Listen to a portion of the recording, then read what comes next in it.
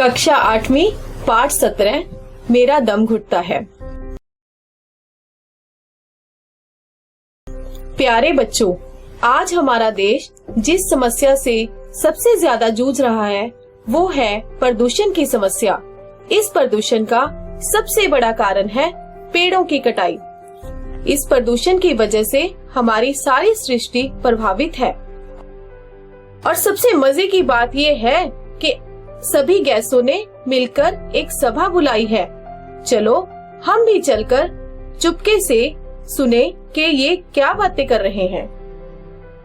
हमारी इस महीने की बैठक में आप सभी का स्वागत है।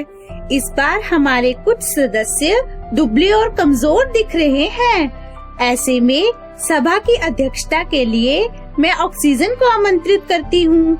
ये बताने की मुझे जरूरत नहीं है कि यह पृथ्वी पर जीवन का मूल आधार है।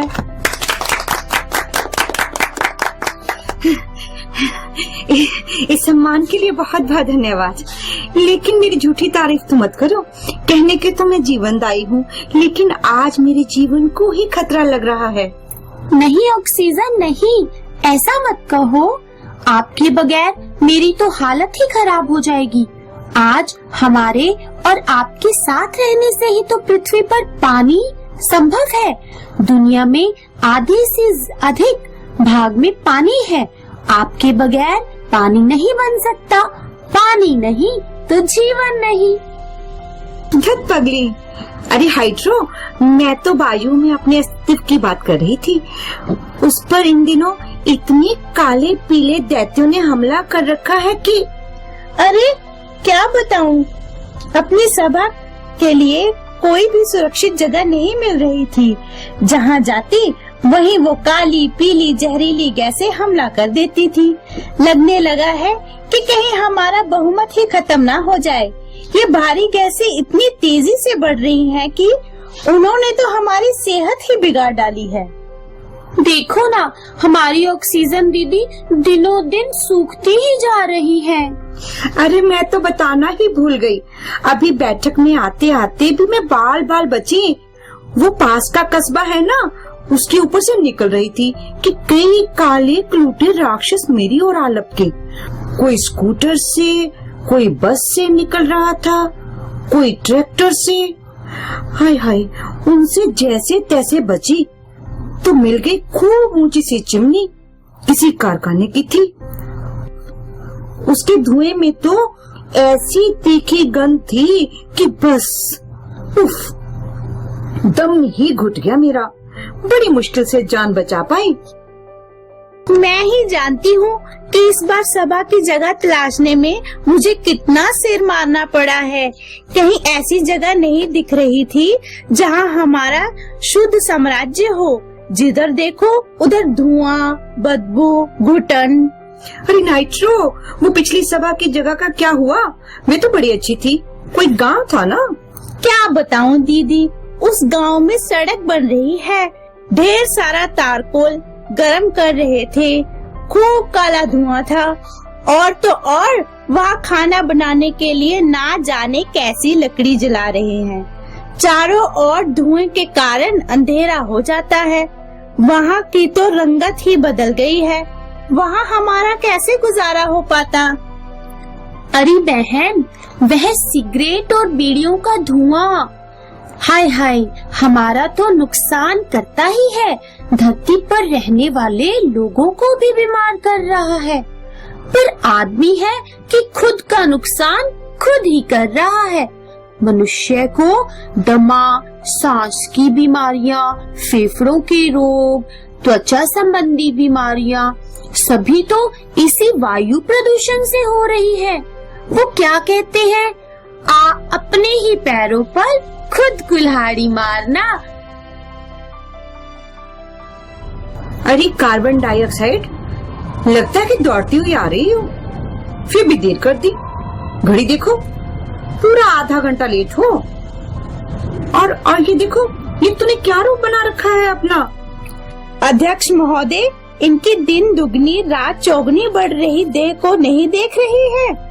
इसको काला बनाने के स्टॉल गली गली में लग गए हैं। तभी तो देखो माशाअल्लाह क्या स्वास्थ्य बना रहे हैं।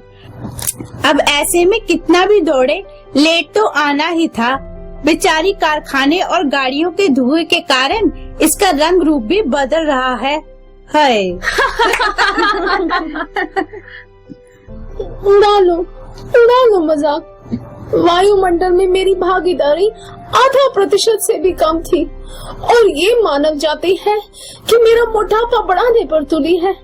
मेरे साथ साथ मेरी बहन कार्बन मोनोऑक्साइड की मात्रा अधिक बढ़ रही है। मुझसे ज्यादा तो वे मानव जाति को नुकसान कर रही है और तुम तो अपने हो।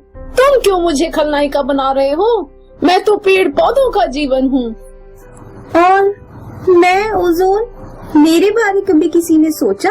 मेरी तो मात्रा इतनी कम थी कि लोग मुझे जानते ही तक नहीं थे, लेकिन ये धरती वाले मेरे विनाश पर तुले हैं। वह नहीं जान रहे कि मेरे विनाश के साथ ही धरती भी नहीं बचेगी। अरे इतनी सी तो तू है, तू क्या कर लेगी? मानव मुझे छेड़ने में संकोच नहीं कर रहा है, जबकि वायुमंडल में मेरी भागीदारी 3/4 से अधिक है। तुम तो इतनी सी हो, चींटी के बराबर।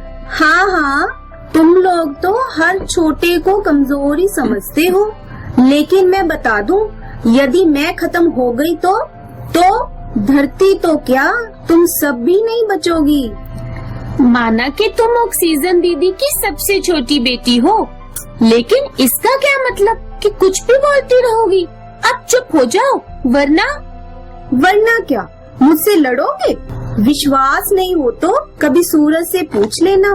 सूरज के प्रकाश में खतरनाक अल्ट्रावायलेट किरणों से लड़ने की क्षमता सबसे अधिक मुझ में ही है, वरना ये किरणें धरती के लोगों को कई बीमारियों का शिकार बना देंगी।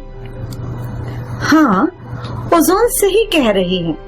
धरती से 10 से 50 किलोमीटर ऊंचाई पर वायुमंडल में ओजोन की पतली परत है। इन दिनों मानव जाति रेफ्रिजरेटरों और एयर कंडीशनरों का अंधाधुंध प्रयोग कर रही है। इसमें प्रशीतक के रूप में काम आने वाली एक रासायनिक गैस के कारण ओजोन की सुरक्षा परत टूटती फूटती जा रही है। दीदी, आपको पता है, अभी मेरी एक सहेली का पत्र स्वीडन से आया है। क्या लिखा है बहन चिट्ठी में? वह तो बहुत दुखी है।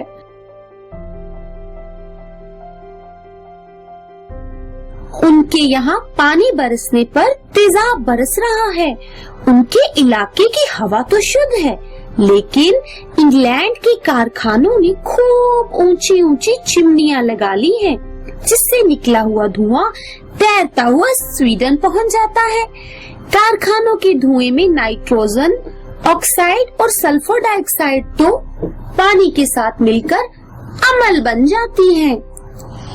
ऐसी बारिश तो हमारे यहाँ भी होने की संभावना है ना? अरे कहाँ देश विदेश की बात कर रहे हो? मुझ पर विचार करो, वरना मेरी मात्रा सीमा पार कर जाएगी। इसी कारण तो धरती का तापमान भी बढ़ रहा है। बहन कार्बन डाइऑक्साइड, तुम्हारा मोटापा घटाने और मेरी सेहत सुधारने का केवल एक ही उपाय है कि लोग अधिक पेड़ लगाएं।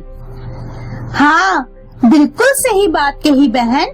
पेड़ कार्बन डाइऑक्साइड की बढ़ती मात्रा को प्रकाश संश्लेषण वाली भोजन बनाने की क्रिया से सोख लेते हैं और ऑक्सीजन मुक्त करते हैं। इसीलिए अरे भागो भागो भागो, लगता है आदमी पेड़ों पर दवाई छिड़क रहा है। मेरा तो दम घुट रहा है।